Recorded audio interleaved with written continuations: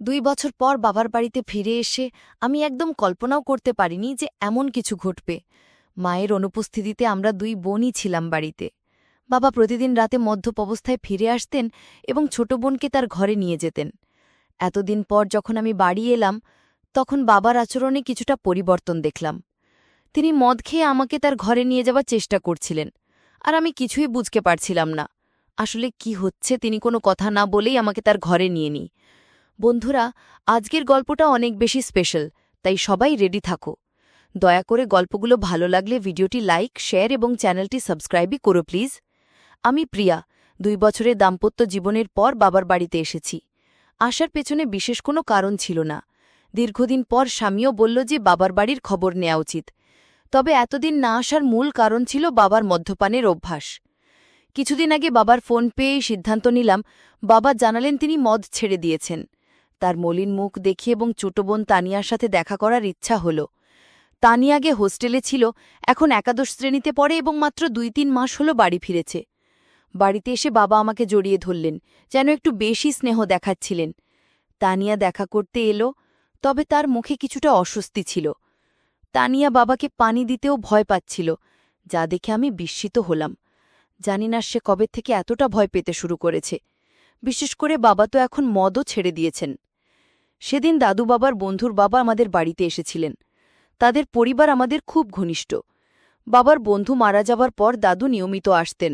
বাবাকে মদ ছাড়তেও তিনি উৎসাহ দিয়েছিলেন। সেদিন বাবা দাদুর সাথে বাইরে গিয়েছিলেন। যখন বাবা ফিরে এলেন, তখন তার মধ্যপ অবস্থায় দেখে আমি বিস্মিত হলাম। দাদু বললেন, মেয়ে, তোমার বাবার খেয়াল রেখো। তাকে কতবার বলেছি মদ ছেড়ে দিতে, কিন্তু আজ সে মদ্যপানের কারণ হিসাবে বলল যে তার মেয়ে 2 বছর পর বাড়ি এসেছে। আসলেই তোমার বাবা খুব জটিল মানুষ। আমি যখন বাবাকে তার ঘরে পৌঁছে দিতে যাচ্ছিলাম, তখন তিনি আমাকে এমনভাবে ধরে রাখলেন যেন আমি তার স্ত্রী।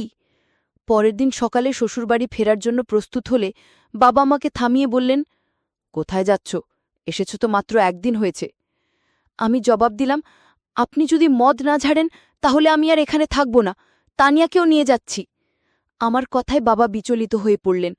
তানিয়া বাবার সৎ মেয়ে হলেও তিনি তাকে নিজের মেয়ের মতোই দেখেছেন। মায়ের মৃত্যুর পর বাবার দ্বিতীয় বিয়েতে তানিয়া আমাদের জীবনে আসে।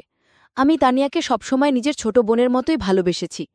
বাবার প্রতিশ্রুতি অনুযায়ী আমি আরও কিছুদিন থাকার সিদ্ধান্ত নিলাম। 1-2 দিন পর আমি তানিয়াকে নিয়ে বাজারে গেলাম। তার জন্য অনেক সুন্দর পোশাক এবং মেকআপের সামগ্রী কিনলাম। বাড়ি ফিরে আমি তানিয়াকে বললাম নতুন পোশাকগুলো পরে দেখতে। একটি পোশাক তাকে বিশেষ সুন্দর লাগছিল।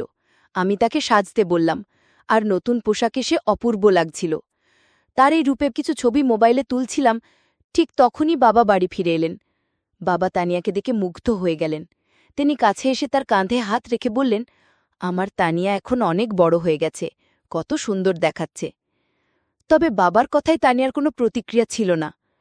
মনে হচ্ছিল বাবার হাত তার কাঁধে রাখাটা সে একদমই সহ্য করতে পারছে না, আর সঙ্গে সঙ্গে সেখান থেকে সরে গেল। সেই রাতে আমি আর তানিয়া একঘরে শুয়েছিলাম। হঠাৎ ঘুমের মধ্যে দেখি তানিয়া কাঁদছে। প্রথমে ভাবলাম হয়তো কোনো দুঃস্বপ্ন দেখেছে, তাই ঘটনাটা এড়িয়ে গেলাম। কিন্তু কিছুদিন পর আবার দেখলাম একই ঘটনা। তানিয়া রাতে কাঁদছে। প্রতিদিন কি আর কেউ এত দুঃস্বপ্ন দেখে? তখন থেকেই আমার মনে সন্দেহ জাগতে লাগল। সেই রাতেই তাকে জাগিয়ে জিজ্ঞেস করলাম, তানিয়া, কি হয়েছে? তুমি কেন কাঁদছ? সে বলল, কিছু না, হয়তো কোনো খারাপ স্বপ্ন দেখেছি। তার কথা শুনে আমারও ঘুম চলে গেল। কিছুক্ষণ আমি নৈশবাতির আলোয় বসেছিলাম। হঠাৎ আমার দৃষ্টি পড়ল তানিয়ার দিকে। সে ঘুমের মধ্যে পাশ ফিরে শুয়েছিল। আমি খেয়াল করলাম তার শরীরে কিছু অস্বাভাবিক পরিবর্তন। আমার মনে হলো বিয়ের 2 বছর পেরিয়ে গেলেও আমার শারীরিক অবস্থায় তেমন কোনো পরিবর্তন আসেনি। কিন্তু তানিয়ার ক্ষেত্রে ব্যাপারটা সম্পূর্ণ আলাদা ছিল। তার শারীরিক পরিবর্তনগুলো স্পষ্ট ছিল। বাড়িতে ফিরে আমি লক্ষ্য করলাম তানিয়া সবসময় ঢিলেঢালা পোশাক পরছে এবং নিজেকে আড়াল করে চলছে। তখন বুঝতে পারলাম এর পেছনে নিশ্চয়ই কোনো কারণ আছে। মাত্র 17 বছরের একটি মেয়ের শরীরে এত পরিবর্তন কিভাবে হলো, তা ভেবে আমি অবাক হলাম। কৌতূহলী হয়ে আমি তার কলেজের কয়েকজন বন্ধুর সাথে কথা বলি এবং জানতে চেষ্টা করলাম তানিয়ার কি কোনো বিশেষ বন্ধু আছে। সবাই এক কথায় জানালো যে তানিয়া মোটেও সে ধরনের মেয়ে নয়, সে কখনোই দায়িত্বহীন ছিল না। তবে সমস্যা কোথায় তা আমার বুঝতে হবে। সেই রাতে যখন আমি ঘুমাচ্ছিলাম, হঠাৎ দেখি বাবা ঘরে এসে তানিয়াকে নিয়ে বাইরে চলে গেলেন। আমি সবকিছু চোখের আড়াল থেকে দেখছিলাম, কিন্তু কিছু বলতে পারলাম না। অনেকটা সময় পার হয়ে গেল। তানিয়া তখনও ঘরে ফিরছিল না। অবশেষে যখন সে ফিরে এলো, আমি খেয়াল করলাম তার হাঁটটা স্বাভাবিক নয়। সে বেশ অস্বস্তি নিয়ে চলাফেরা করছে। পরের দিন দুপুরে যখন তানিয়া কলেজ থেকে বাড়ি ফিরল, তখন আমি সরাসরি তাকে জিজ্ঞাসা করলাম, রাতে তুমি বাবার সাথে কোথায় গিয়েছিলে? সে বলল, বাবা ক্ষুধার্ত ছিলেন, তাই তাকে খাওয়াতে গিয়েছিলাম। তানিয়ার এই ব্যাখ্যা আমার ঠিক মনে হলো না। তখন আমি সরাসরি তানিয়াকে জিজ্ঞেস করলাম, তানিয়া, তুমি বাবাকে কেমন মনে করো? তিনি কি তোমাকে কোনোভাবে বিরক্ত করেন, বা তোমার বয়সের তুলনায় বাসার ভারী কোনো কাজ করতে বলেন? তানিয়া দ্রুত বলল, না না, বাবা তো আমার খুব যত্ন নেন। তারপর সে নিজের ঘরে চলে গেল।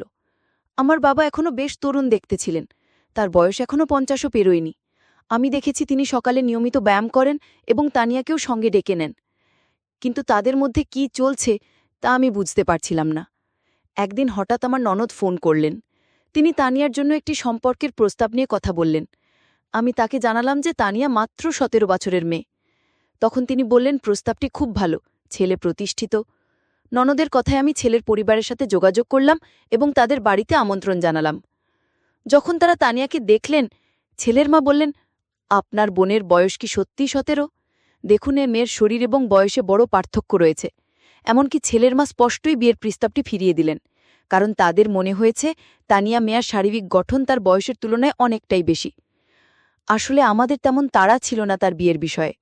তবে ননদের অনুরোধে আমি তাদের বাড়িতে ডেকেছিলাম। আমি এই দেখার ব্যবস্থা এমন এক সময় করেছিলাম যখন বাবা বাড়িতে ছিলেন না, এবং আমি তাকে কিছু জানাইনি। কিন্তু যখন বাবা জানতে পারলেন, তিনি ভীষণ রেগে গেলেন এবং বললেন, তুমি কি পাগল হয়েছ? তানিয়া মাত্র 17 বছরের মেয়ে, আর তুমি তার জন্য এখনই প্রস্তাব আনছ? যদি এখানে থাকতে না পারো তবে নিজের শ্বশুর বাড়ি চলে যাও। বাবার এই প্রতিক্রিয়ায় আমি হতবাক হয়ে গেলাম, কারণ এটা তো কেবল সাধারণ একটি দেখাশোনা ছিল। বিয়ে ঠিক করিনি। বাবার তানিয়ার প্রতি অতিরিক্ত মনোযোগ আমাকে চিন্তিত করছিল। যদিও আমি সরাসরি কিছু সন্দেহ করিনি, তবে তাদের আচরণ আমাকে ক্রমশ সন্দেহজনক লাগতে শুরু করেছিল। তানিয়াকে প্রায়ই বাবার পিছনে ঘুরতে দেখতাম। বাবা আমার সাথে এত রাগ করলেও আমি শ্বশুরবাড়ি যেতে চাচ্ছিলাম না। দাদাজি, যিনি আমাদের বাড়ির থেকে 2টি বাড়ি পরে থাকতেন, আমাদের মধ্যে এই সমস্যা লক্ষ্য করেছিলেন। তিনি বাবাকে বোঝানোর চেষ্টা করলেন যে মেয়ের সাথে এমনভাবে কথা বলা উচিত নয়। কিন্তু বাবা কারও কথা শোনার মতো অবস্থায় ছিলেন না এবং রেগে নিজের ঘরে চলে গেলেন। তার পেছনেই তানিয়া এক গ্লাস পানি নিয়ে ঘরে ঢুকে গেল, যেন বাবার প্রতি তার অতিরিক্ত খেয়াল ছিল। দাদাজি আমাকে বললেন, প্রিয়া, যদি তোর বাবারই আচরণ পছন্দ না হয়, তুই নিশ্চিন্তে শ্বশুরবাড়ি চলে যা। আমি এখানে দুজনেরই খেয়াল রাখব, কোনো চিন্তা করিস না। দাদাজি খুব দায়িত্বশীল মানুষ ছিলেন এবং সবসময় আমাদের বাড়ির খেয়াল রাখতেন। 2 দিন পর আমি শ্বশুরবাড়ি চলে গেলাম। সেখানে পৌঁছে দেখি আমার ননদ আগে থেকেই এসেছে। সে বলল, প্রিয়া, আমি তোকে শুধু একটা পরামর্শই দিয়েছিলাম। ওই পরিবার থেকে আমার কাছে ফোন এসেছিল। তিনি বললেন, তোমার বোন সম্পর্কে আমাকে কিছু ভিন্ন কথা বলা হয়েছে। তারা বলেছে মেয়েটি বিয়ের আগেই শরীরের অদ্ভুত পরিবর্তন করেছে। আমাদের শ্বশুরবাড়িতেও তানিয়ার শারীরিক পরিবর্তন নিয়ে কথা হচ্ছিল।